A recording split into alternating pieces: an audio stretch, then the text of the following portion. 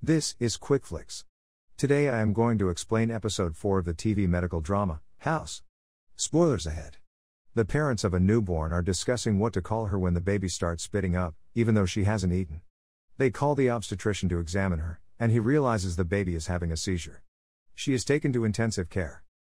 House is watching a medical drama in the obstetrician's lounge when Dr. Lim comes in. Dr. Lim and another doctor start talking about the fact their newborn patients both had a seizure although they were both healthy at birth. House leaves the room.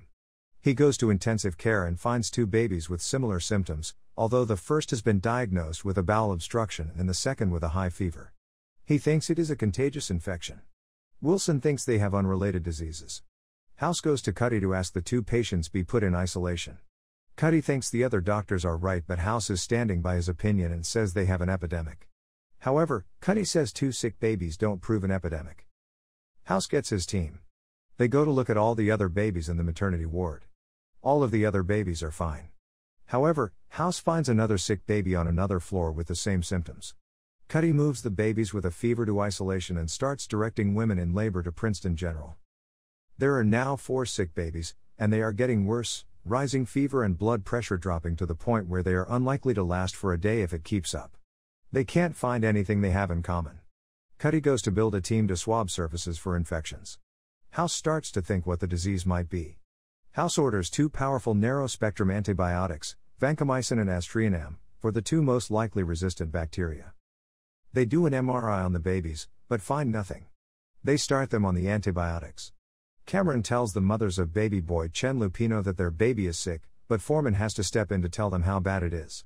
One of his moms says she had a cold while she was pregnant, but Cameron rules it out because the child was healthy at birth. Foreman challenges Cameron about not being upfront with the parents. Cameron tells Foreman it's easier to die than to watch someone die and defends her habit of not being completely honest with people about the conditions of their loved ones. Cuddy is still looking for the infection by swabbing surfaces. She admonishes a student for letting his tie flop around over all the surfaces, spreading any possible infection. The antibiotics are shutting down the baby's kidneys.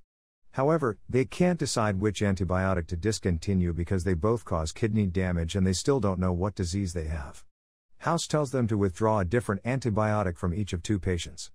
However, this will mean one of them is likely to die, but the one that lives will tell them how to treat the rest. His team challenges him, but House makes it clear he knows what he is doing. Cuddy and the hospital's lawyer challenge House's decision. House can't get informed consent because the parents would have to know. The number of patients is now up to 6. The lawyer doesn't want to do it, but Cuddy lets House go ahead. Cameron and Foreman each tell one set of parents each that they have to discontinue one of the antibiotics. Foreman is straightforward, but Cameron is evasive. Wilson asks Cameron if she told the parent how sick the child was. He upbraids her for not preparing the parent for the worst possibility. However, she snaps back at him that it won't matter what she said if the baby does die. Cuddy is finding more contamination, but nothing related to the illness. She also sees the med student with the loose tie again and cuts it off, reminding him she warned him about it. One of the parents finds Chase and tells him she's afraid her marriage might break up if the child dies. He tells her not to get ahead of herself. At that point, one of the babies goes into distress. It's baby boy Chen Lupino. The baby goes into cardiac arrest. Chase and Foreman work hard, but can't get the heart beating again. House calls off the code blue and calls time of death. They realize that the other antibiotic, vancomycin, is the one that will work. House tells Cameron to tell the parents. She resists, but he insists and tells Wilson to make sure she does her job. Cameron goes to see the parents, but freezes up, leaving Wilson to tell them. They start crying. House is angry at Cameron and at Wilson for letting her get away with it. However, at that moment, Chase comes and tells them the vancomycin isn't working either. They think it might be vancomycin-resistant staph, but it's very rare. House blames the medical profession for overprescribing antibiotics. However, then he wonders why the dead baby's blood pressure was so low before he died. The only explanation is heart damage. He sends his team home and starts an autopsy on the dead baby. The next morning, House shows the team the autopsy results. It's a heart virus. Foreman notes that there are still thousands of possibilities. However, they can't draw enough blood to test for them all. They start eliminating possibilities and getting likely candidates. Wilson starts looking for antiviral agents that are effective against them. Even Cuddy is helping. They narrow it down to 8 and get a sample from an uninfected baby as well. All the infected children are antibody positive for 3 viruses, but the healthy baby also tested positive for 2 of them. However, House realizes the healthy babies got immunity from their mother's antibodies. Foreman goes to take blood from the mothers. They rule out everything but echovirus 11, a disease that only causes diarrhea and a rash in adults, but can be deadly to infants. Foreman tells the parents that the only possible treatment is experimental. Cameron lets the parents help when they change the baby's bed linen so they can be close to their newborn. House wants to speak to Foreman about how Cameron is doing. Foreman thinks she is doing fine. Foreman checks the patients, they are getting better. He and Chase give the parents the good news. House goes to see Cameron. He thinks she's had personal experience with death.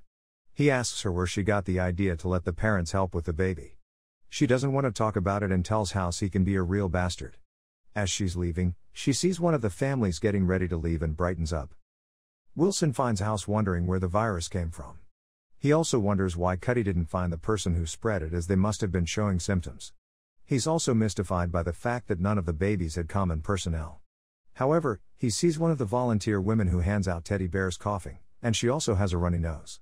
He realizes all the sick babies had a teddy bear.